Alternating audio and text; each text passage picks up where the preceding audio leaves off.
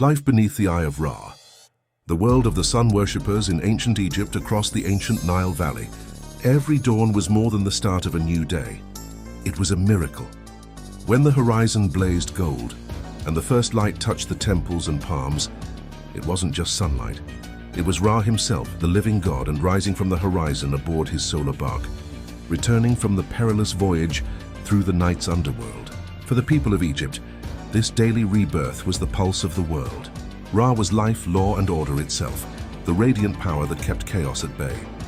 To live in Egypt was to live beneath his eternal gaze, as of the cosmic order. To the ancient Egyptians, the world existed in a delicate balance called Ma'at, truth, harmony, and divine order.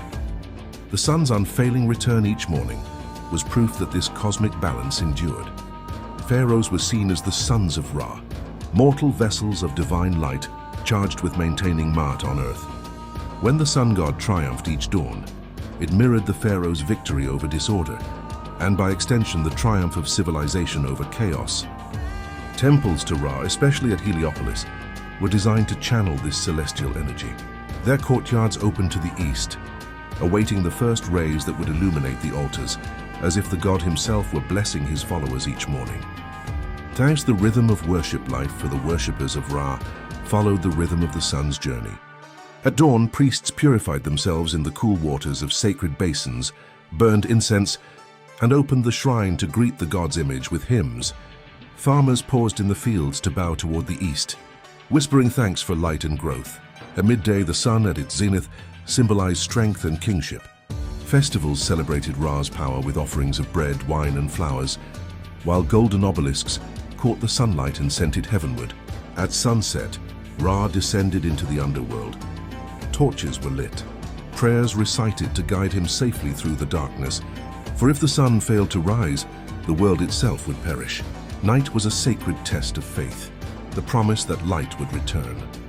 To the people and their faith, for common Egyptians, Ra's presence touched every moment of life. Farmers saw his light in the ripening barley and date palms. Boatmen steered by his reflection on the Nile's surface. Scribes and scholars measured his cycle to track time, seasons, and festivals. Priests tended to his cult with mathematical precision, offering food, music, and fragrance at exact intervals aligned with the sun's arc.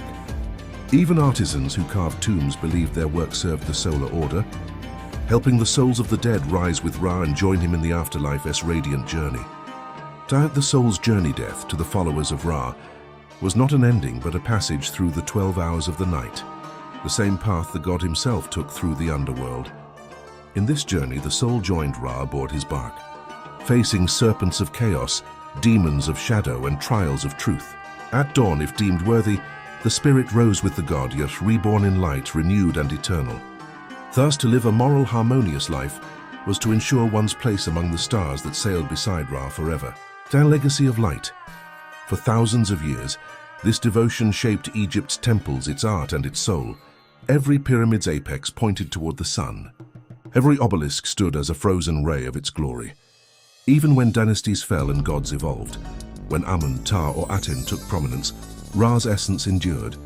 He remained the eternal eye, the heart of creation, the symbol of resurrection and divine order. To worship Ra was not simply to honor a deity. It was to affirm the rhythm of life itself, the certainty that after every night, the dawn will always return.